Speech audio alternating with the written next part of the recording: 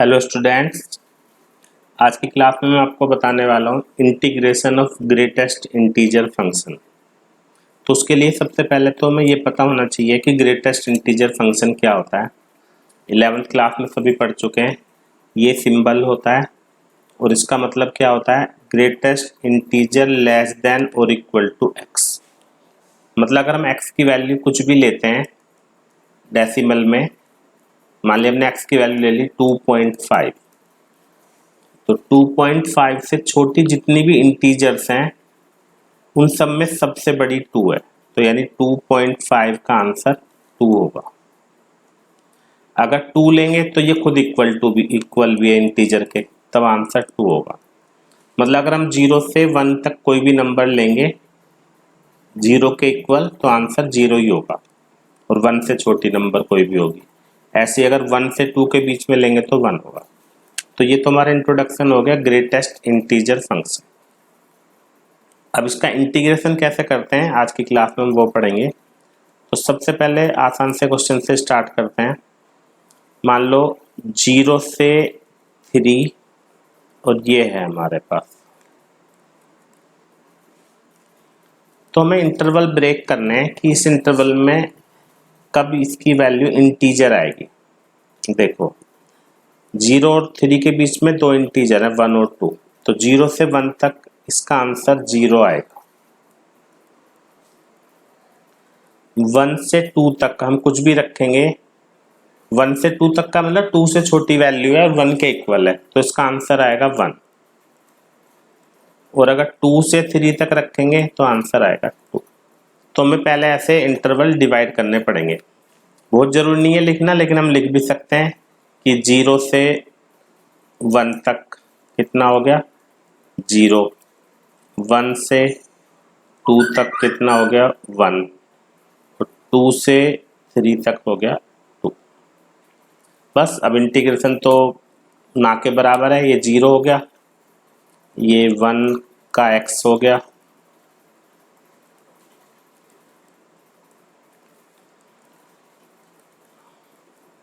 तो इंटीग्रेशन तो वैसे सब कर ही लोगे, लेकिन मैं कर देता हूँ। चलो यहाँ पे आंसर 3 है।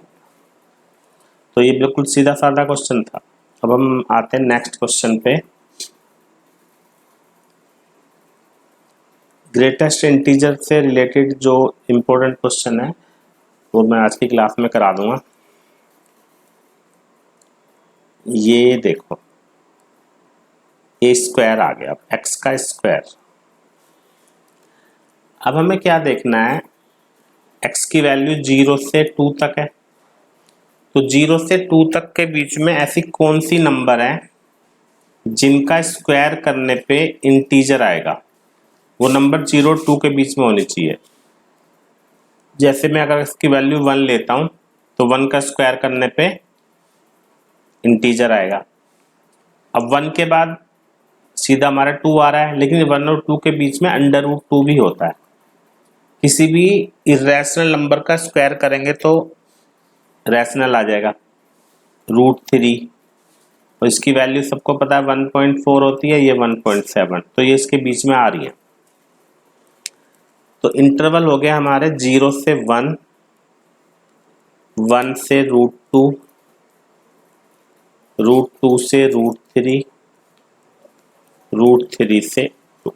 इस तरह से हमने इंटरवल्स डिवाइड कर लिए। तो ये समझ में आ गए होंगे भाई। अगर हम इसके बाद सोचते हैं कि √5 ले लें, लेकिन √5 की वैल्यू तो होती है 2.3, तो वो तो इस इंटरवल में आ ही नहीं रही, तो इसलिए हमें वो वैल्यू लेनी है इस इंटरवल के बीच में होनी चाहिए, और उसका स्क्वायर करने पे इंटीजर आना चाहिए। तो अब 0 से 1 के बीच में आंसर कितना होता है 0, 1 से लेके √2 तक 1, √2 से √3, √2 से √3 के बीच में कितना आएगा बताओ।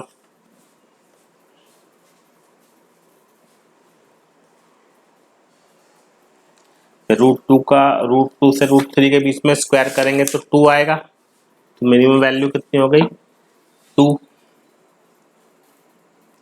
और √3 का स्क्वायर करने पे आएगा 3। तो इस तरह से हम इंटरवल से डिवाइड कर लेते हैं। अब आगे तो सब कर ही लोगे, मैं यहीं पे छोड़ देता हूँ इसको।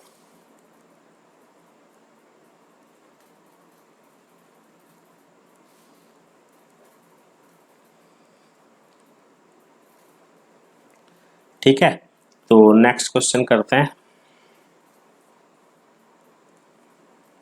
थर्ड।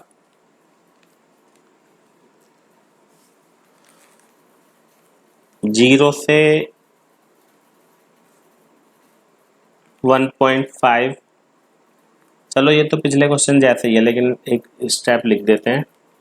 तो इसमें इंटरवल सभी बता सकते हो, एक तो 0 से हो गया 1, है ना, तो 0 से 1 के बीच में वैल्यू 0 हो गई।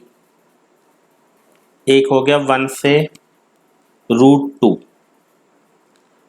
1, √2 की वैल्यू 1.4 होती है।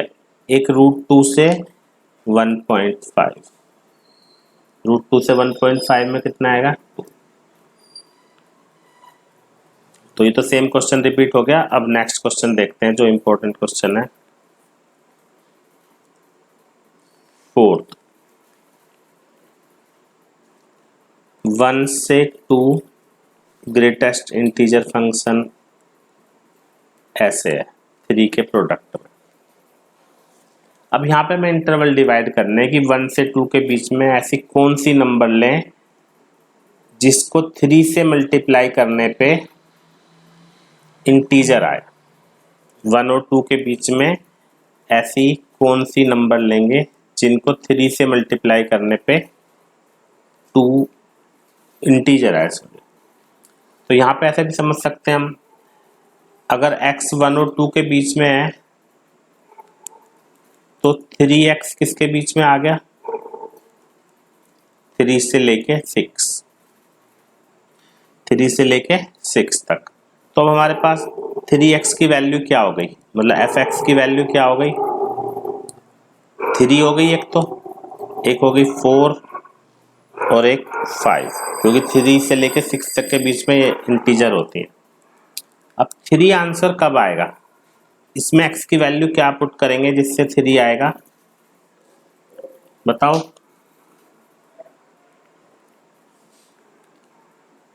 चलो हम यही कर लेते हैं कि इसका 3x को देखते हैं। 3x में 3 आंसर कब आएगा, जब 3x 3 और 4 के बीच में होगा, है ना। और 4 कब आएगा, जब 3x 4 और 5 के बीच में होगा। 5 कब आएगा, जब 3x 5 और 6 के बीच में होगा। अब यहां से x की वैल्यू कितनी होगी, 3 से डिवाइड कर दो। हम डायरेक्ट भी कर सकते थे वैसे 4/3, लेकिन ये पूरा मैंने समझा दिया है। इसमें भी 3 से डिवाइड कर दो,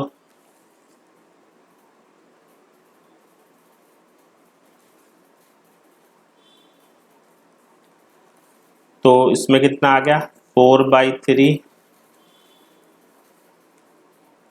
से लेके 5/3, और इससे कितना आ गया 5/3 से लेके 6/3 यानी 2। तो अब हमारे इंटरवल डिवाइड हो गए 1 से 4/3 में कितना आंसर आएगा 3। 4/3 से 5/3 में कितना आंसर आएगा 4। 5/3 से 2 तक कितना आंसर आएगा 5। तो इस तरह से हमने इंटरवल डिवाइड कर लिया। कैसे, दोबारा से बता देता हूँ। सबसे पहले तुमने पता लगाया कि इस फंक्शन की वैल्यू क्या क्या हो सकती है इस इंटरवल में, क्योंकि x की वैल्यू कितनी है 1 और 2 के बीच में, तो 3x 3 और 6 के बीच में होगा। भाई मिनिमम 3 हो सकती है, मैक्सिमम 6 हो सकती है। 3 आंसर कब आएगा, जब 3x 3 और 4 के बीच में होगा, क्योंकि 3 से लेके 6 तक की जो भी नंबर्स हैं इसमें इंटीजर 3, 4, 5 आ सकती है। तो इस तरह से हमने सब में से x की वैल्यू निकाल ली और डिवाइड करते हैं। ठीक है, एक लास्ट क्वेश्चन और कर लेते हैं, और ये मेरे 4 का सबसे इंपॉर्टेंट क्वेश्चन है।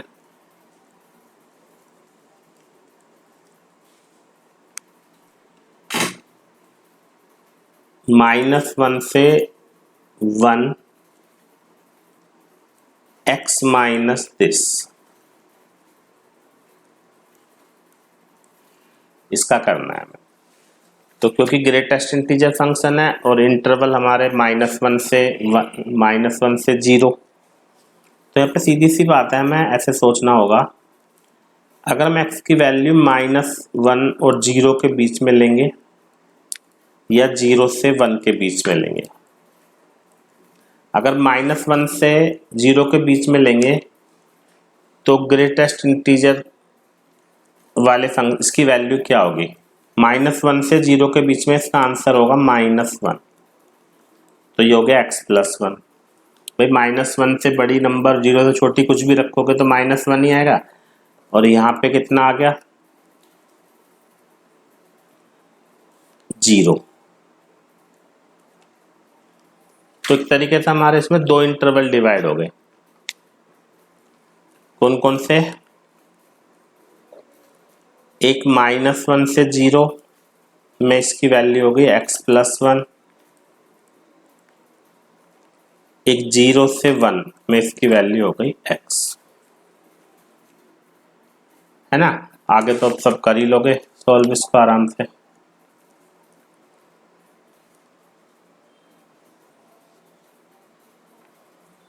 ठीक है, चलो कर लेना सभी।